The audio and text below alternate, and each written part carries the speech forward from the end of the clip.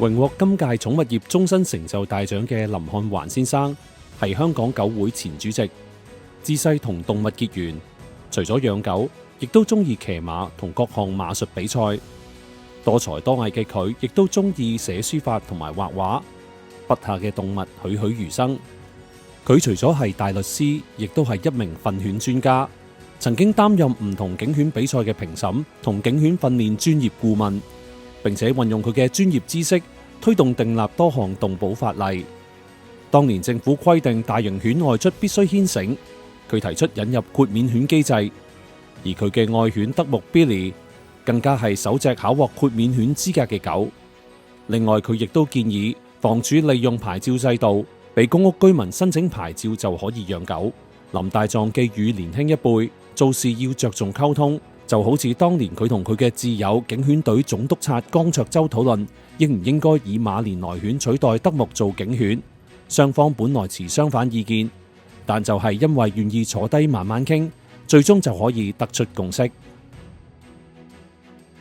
Mo City 毛城城我最喜愛品牌大獎2024終身成就獎嘅得主就係林漢環大律師，有請林大壯，絕對係實至名歸。熱烈嘅掌聲，恭喜晒林大壯，請上台。咁當然我哋揾我哋嘅頒獎嘉賓啦。冇錯啦，我哋咧同時有請我哋主辦機構 Mo City 毛城城嘅總編輯黃大軍先生上台，為我哋頒獎俾林大壯。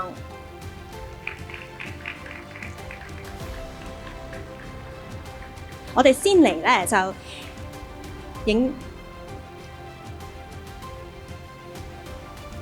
係啦，我哋先影咗張相先，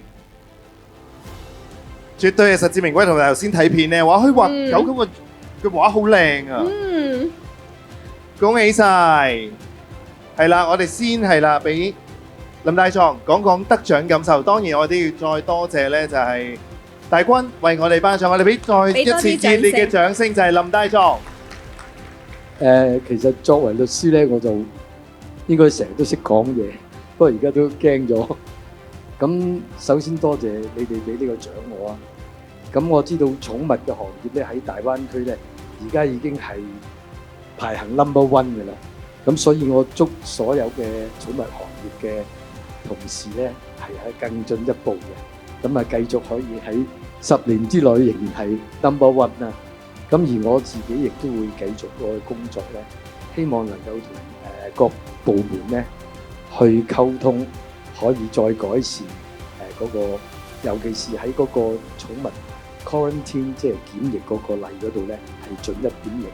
咁最後咧，我多謝科士嗰啲兄弟咧，就俾我嘅支持，感謝晒。Thank you。多謝林大律師，多謝晒林大壯。多謝你嘅貢獻，聽得出咧佢係非常之細緻啦，諗得係一個好暖心嘅毛孩守護者啊！亦都多謝晒大軍係啦，陪同住我哋嘅林大壯一齊喺台下咧就係就座。